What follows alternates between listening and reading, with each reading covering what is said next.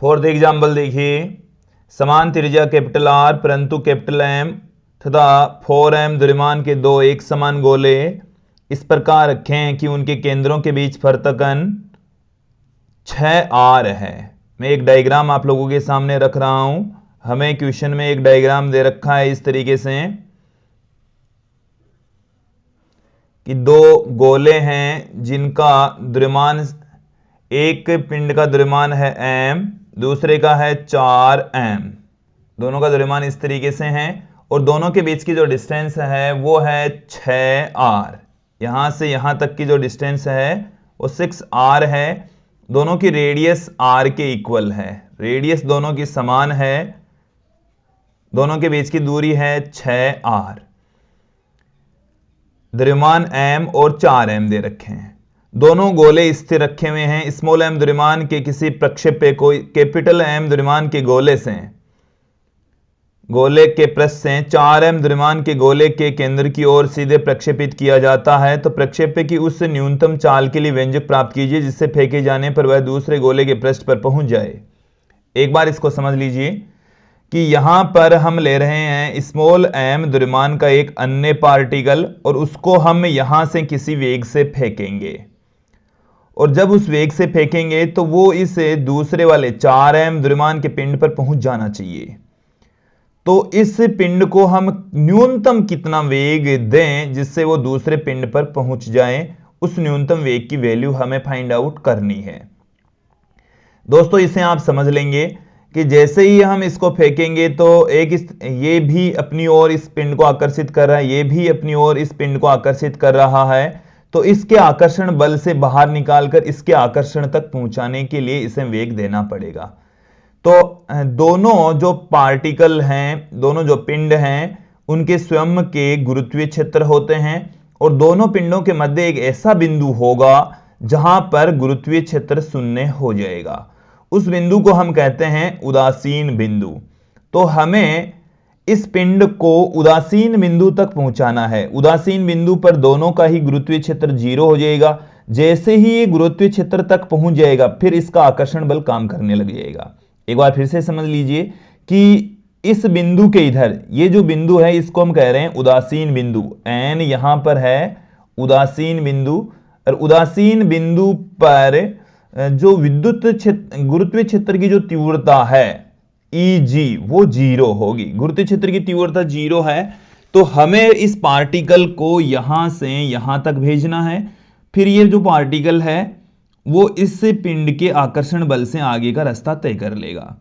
बिंदु n पर n तक भेजना है, मतलब यहां तक भेजने में जो वेग देना पड़ता है वो हमें काम ज्ञात करना है। इस बिंदु पर लगभग वेग 0 हो जाएगा और इससे अधिक ये इसका वेग फिर से बढ़ेगा। यहां से हमने इसको वेग दिया, वो इसके गुरुत्वाकर्षण बल से इसका वेग धीरे धीरे कम होगा, इस बिंदु पर न्यूनतम हो जाएगा। फिर इसके गुरुत्वाकर्षण बल से ये इसका वेग फिर से बढ़ेगा और यहां पर जाकर ये टकराएगा।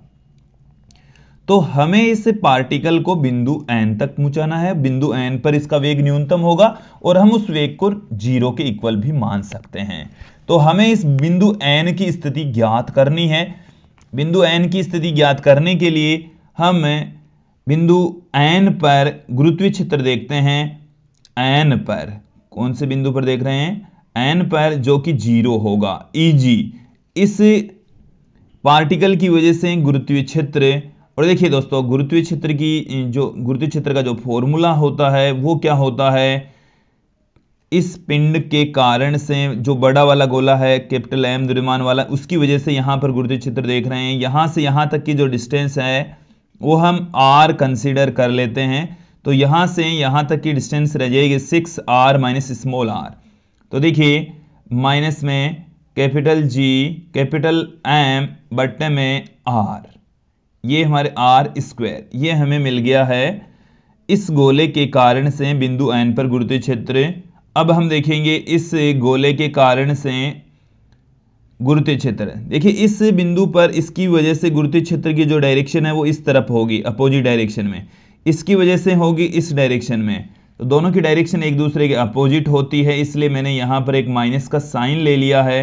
Capital G 4m upon 6r minus small r का स्क्वायर, ये आ गया। इस गोले के कारण से इस बिंदु पर गुरुत्वीय क्षेत्र, देखिए गुरुत्वीय क्षेत्र का जो फॉर्मूला है वो होता माइनस में capital G m upon r square. किसी बिंदु द्रव्यमान के कारण से r दूरी पर गुरुत्वीय क्षेत्र का फॉर्मूला ये होता है। यहां से हमें बता रखा है कि उदासीन बिंदु पर इसकी वैल्यू, दोनों का जो योग है वो 0 के इक्वल होगा। इसको बराबर के दूसरी तरफ ले जाइए, इसको बराबर के दूसरी तरफ ले जाएंगे तो ये इधर माइनस माइनस प्लस होके इधर ही रह गया। तो capital G 4m upon 6r minus small r का स्क्वायर इक्वल टू, ये बराबर के उस तरफ जाएगा तो प्लस में हो जाएगा कैपिटल G कैपिटल M बट्टे में r स्क्वायर। कैपिटल G से कैंसिल हो गया, M से M कैंसिल हो गया। यहां पर ये हमारे पास में आ गया है 6r माइनस स्मॉल r का square equal to 4r square. दोनों ओर से वर्गमूल कर देंगे तो 6r माइनस स्मॉल r बराबर आ गया है प्लस माइनस 2r। अब यहां से आप देखेंगे स्मॉल r को हम, यदि हम प्लस का साइन लें तो स्मॉल r बराबर हमारे पास में देखिए क्या आएगा, प्लस का यदि यहां पर मैं साइन ले लेता हूं, माइनस का भी यदि यहां पर साइन ले लेता हूं तो हमारे पास में दो वैल्यूज निकलेगी। तो देखिए वैल्यूज क्या क्या निकलने वाली हैं। जब हम प्लस r लेते हैं तो क्या निकलेगा, माइनस r लेते हैं तो प्लस r लेंगे तो ये बराबर के उस तरफ जाएगा, 3r हो जाएगा बराबर 6r। प्लस का ले रहे हैं धन चिन्ह पर, धन चिन्ह पर हमारे पास में इसकी वैल्यू निकल कर आ रही है स्मॉल r बराबर 2r। और ऋण चिन्ह लेने के ऊपर हमें क्या मिलेगा, यहां से माइनस का ले लिया इसको तो ये उधर जाएगा तो माइनस का 2r रह जाएगा, माइनस का r रह जाएगा, माइनस r बराबर आ गया 6r और r बराबर आ गया माइनस में 6r। इसका मतलब ये हुआ कि इधर से यदि आप माइनस 6r दूरी इस तरफ यदि आप देखेंगे तो वहां पर भी गुरुत्वीय क्षेत्र की तीव्रता शून्य होगी और एक इस बिंदु N पर भी गुरुत्वीय क्षेत्र की तीव्रता शून्य होगी जब आप r बराबर 2 कैपिटल R लेते हैं तो बिंदु N पर स्मॉल r की वैल्यू है वो 2r, स्मॉल r का जो मान है वो हमें मिल गया है 2r के इक्वल। अब यहां से हम फाइंड आउट करेंगे, अब इस डायग्राम पर हम चलते हैं कि यहां पर जो स्थितिज ऊर्जा है वो हम देखेंगे, गतिज ऊर्जा देखेंगे। कुल ऊर्जा यहां पर जितनी होगी उतनी ही इस न्यूट्रल पॉइंट पर होगी जहां पर इसका वेग 0 होता है। तो अब हम यहां पर क्या करने वाले हैं, बिंदु P पर पार्टिकल की कुल ऊर्जा जिसको हम v वेग से यहां से फेंक रहे हैं और बिंदु N पर कुल ऊर्जा, दोनों ऊर्जाओं को इक्वल पुट कर देंगे ऊर्जा संरक्षण नियम से। तो अब देखिए आगे की तरफ ऊर्जा संरक्षण नियम से, ऊर्जा संरक्षण नियम से, ऊर्जा संरक्षण नियम क्या कहता है, बिंदु P पर ऊर्जा, बिंदु P पर ऊर्जा बराबर होगी बिंदु N पर ऊर्जा, दोनों बिंदुओं पर ऊर्जा समान होगी ऊर्जा संरक्षण नियम से। अब यहां पर बिंदु P पर ऊर्जा देखिए, गतिज ऊर्जा तो है 1/2 m v स्क्वायर, हम इस स्मॉल m द्रव्यमान को, पिंड को फेंक रहे हैं इसलिए स्मॉल m आ गया, फिर माइनस में इस कैपिटल इस द्रव्यमान, तो स्मॉल m द्रव्यमान के मध्य संचित ऊर्जा।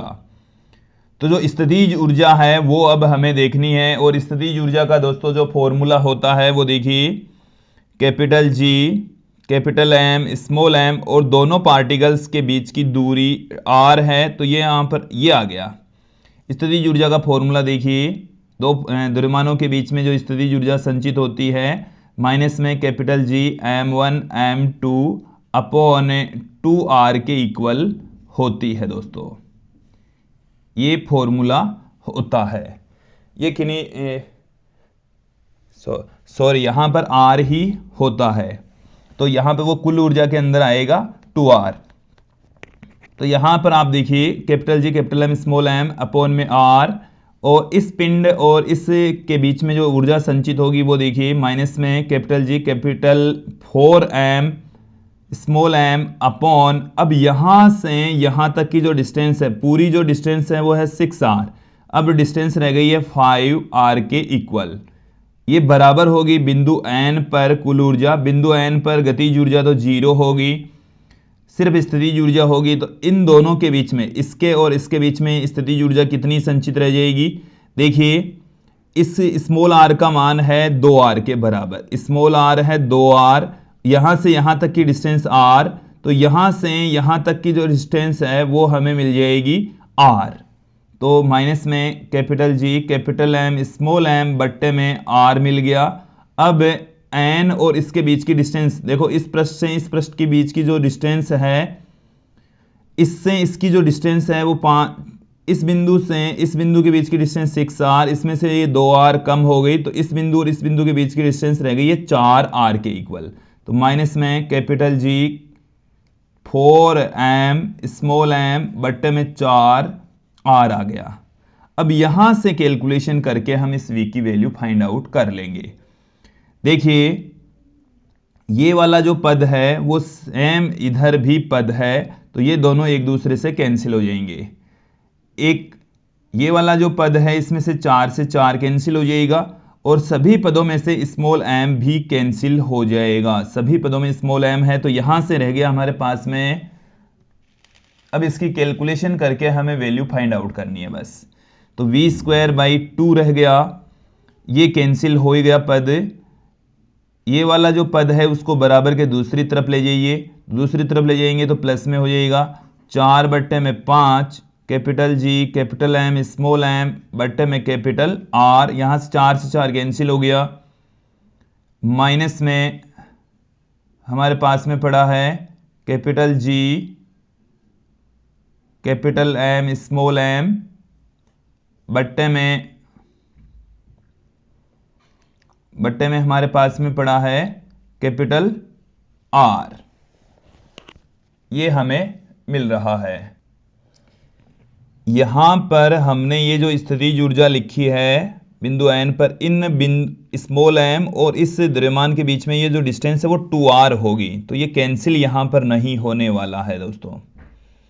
तो ये बराबर के इस तरफ आ गया, तो ये आ गया, ये हमारे पास में 2r वाला पड़ा ही है, ये भी मैं एज इट इज लिख देता हूं capital G capital M small m बट्टे में R, और जब ये कैंसिल नहीं होगा तो ये भी बराबर के इस तरफ आएगा, ये प्लस में हो जाएगा। अब ये इससे कैंसिल जरूर हो जाएगा, इससे ये कैंसिल हो गया, ये प्लस में माइनस में है।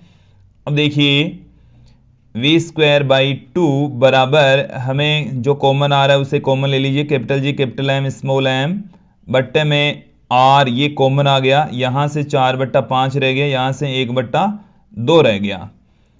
Capital G capital M small m बट्टे में R, यहां से जब इसकी कैलकुलेशन करेंगे तो 10 लघुत्तम आ गया, तो 8 माइनस में 5, ये आ गया हमारे पास में 3/10 capital G capital M small m बट्टे में कैपिटल R। तो v² क्या निकल कर आएगा? v² 6/10, क्योंकि ये 2 उधर मल्टीप्लाई में चला जाएगा, capital G capital M small m बट्टे में कैपिटल R, और यहां से आप देखिए v ये है 3/5 capital G capital M small m बट्टे में कैपिटल R का रूट, ये हमारे पास में फाइनल इसका आंसर आएगा, व्यंजक आएगा। तो दोस्तों ये था हमारे पाठ्य पुस्तक का 4th एग्जाम्पल।